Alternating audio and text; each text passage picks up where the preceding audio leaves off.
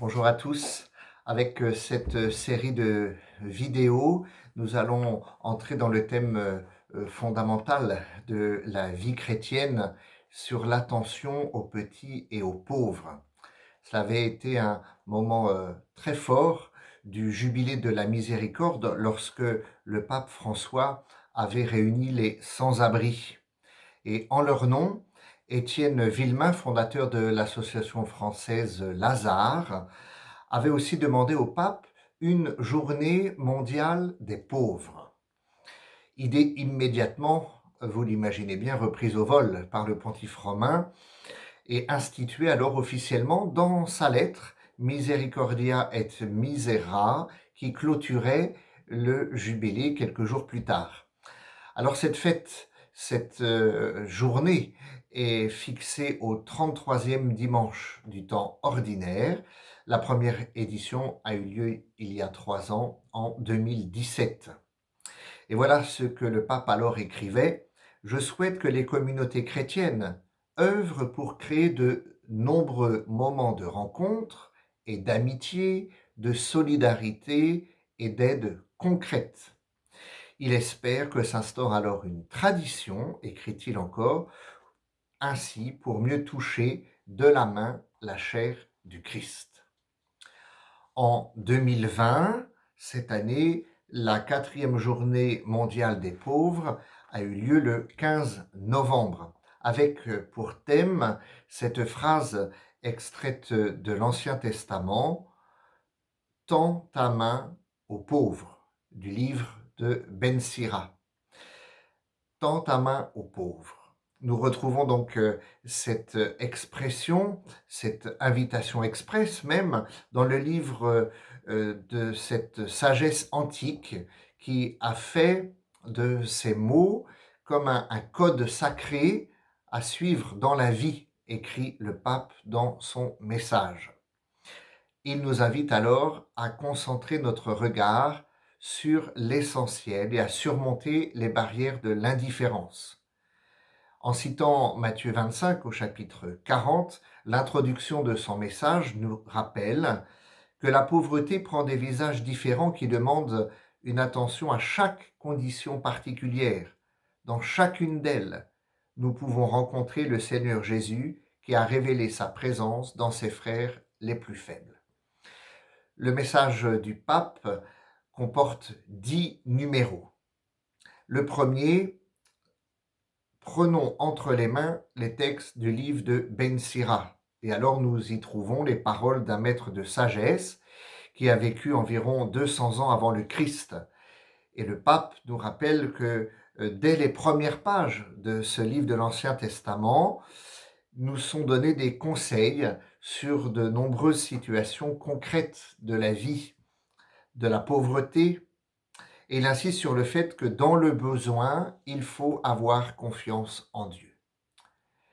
Dans le deuxième numéro, le pape François nous invite à tourner, page après page, le livre et à découvrir un précieux recueil de suggestions sur la façon d'agir à la lumière d'une relation intime avec Dieu.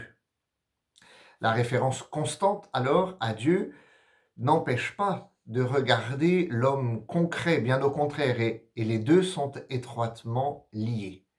La prière à Dieu, écrit-il, et la solidarité avec les pauvres et les mourants sont inséparables.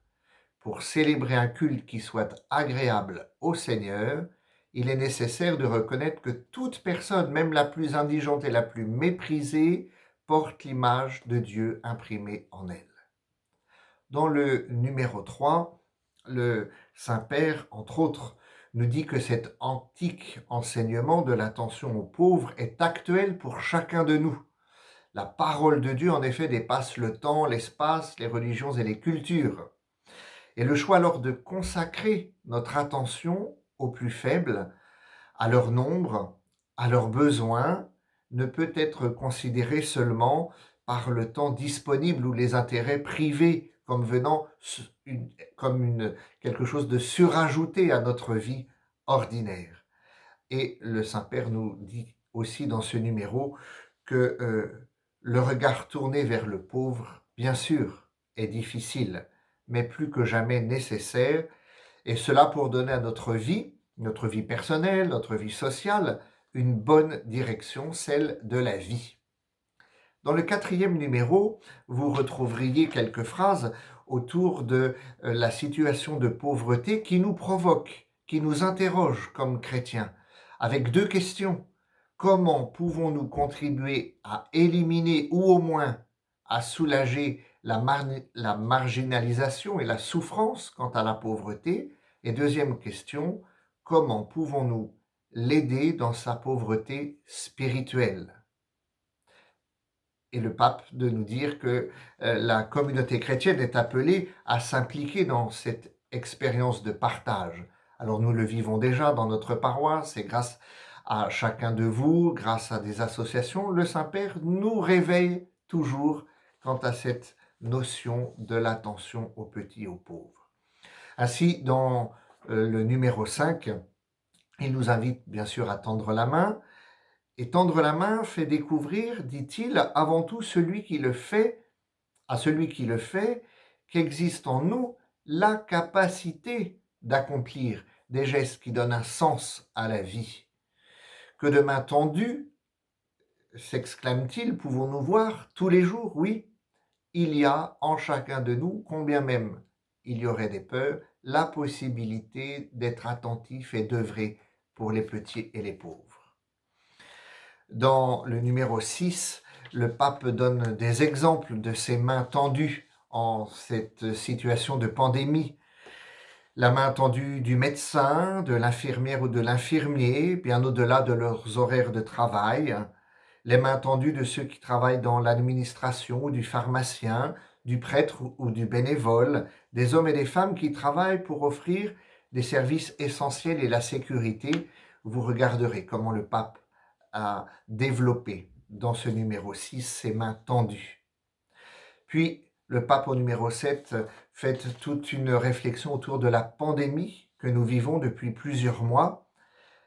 Elle est arrivée à l'improviste, écrit-il, mais la main tendue aux pauvres, elle, ne vient pas à l'improviste. En effet, nous sommes invités à témoigner de la manière dont on se prépare chaque jour, à reconnaître le petit, le pauvre, à côté de nous.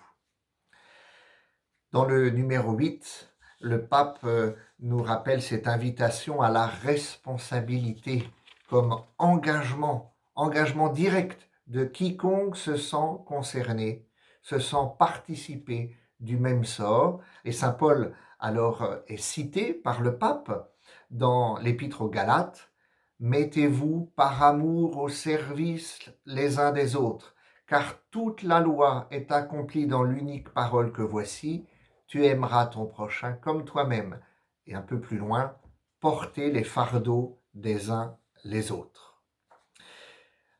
Et le pape continue ce numéro 8 en disant que le livre de Ben Sira est aussi une aide pour chacun de nous parce qu'il suggère des actions concrètes. Et par exemple, il cite 2 versets du chapitre 7.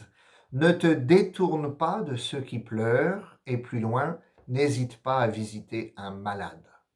Nous pouvons le faire en direct en cochant la bonne case sur notre attestation, par téléphone ou par mail. Je sais que beaucoup d'entre vous le font.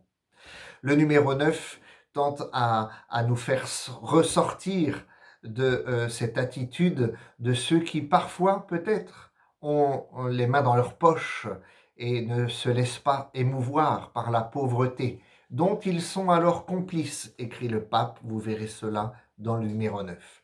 Et enfin, le pape termine son message au numéro 10. Quoi que tu fasses, souviens-toi que ta vie a une fin. C'est l'expression par laquelle le livre de Ben Sira conclut sa réflexion, et nous devons alors toujours garder à l'esprit la fin de notre existence. C'est un premier point, et plus loin il nous dit qu'il y a aussi un but, le but vers lequel chacun tend dans la vie. C'est la fin de notre vie qui demande alors un projet à réaliser, un chemin à accomplir sans se lasser. Enfin, le Saint-Père termine par évoquer la Vierge Marie. Sur ce chemin quotidien de rencontre avec les pauvres, nous accompagne la Mère de Dieu, qui plus que tout autre est la mère des pauvres. Bonne journée.